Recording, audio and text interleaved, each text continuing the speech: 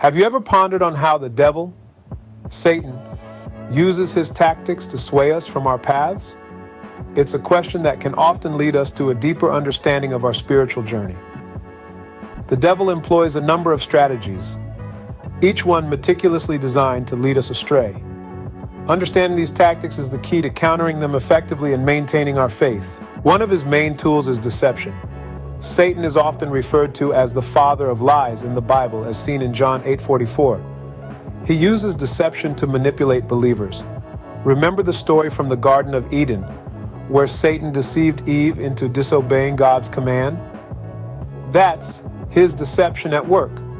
It can take many forms, such as false teachings, false prophets, or even self-deception, leading us away from God's teachings. Temptation is another potent tool in Satan's arsenal.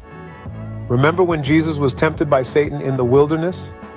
This is a clear example of how Satan tries to divert us from our spiritual path. This temptation can take many forms, such as desire for wealth, power, or pleasure. Satan uses these desires to make us prioritize our wants above God's will. Discouragement is another tactic Satan uses to weaken believers. He uses it to make us lose hope and question our faith. The story of Job is a perfect example of this. Satan discouraged Job through multiple hardships.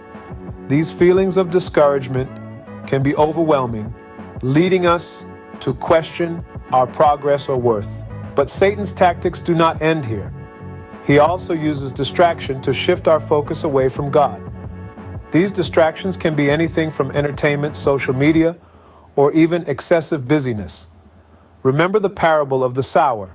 In Matthew 13:18-23, it depicts how distractions can impede our relationship with God and our growth in faith. Satan also sows division among believers to create conflict.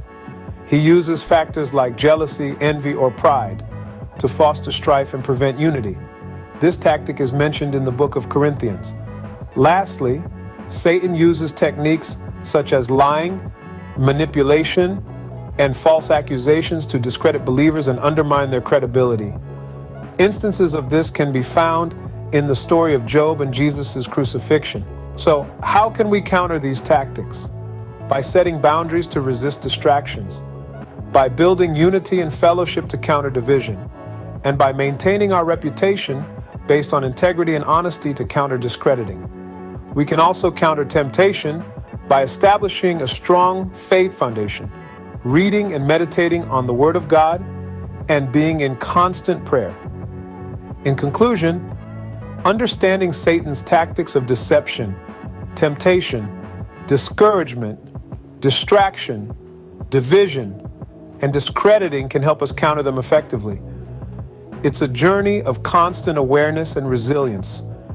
But remembering these tactics and the ways to counter them can guide us on our spiritual paths. The devil may be cunning, but with faith and understanding, we can overcome his tactics.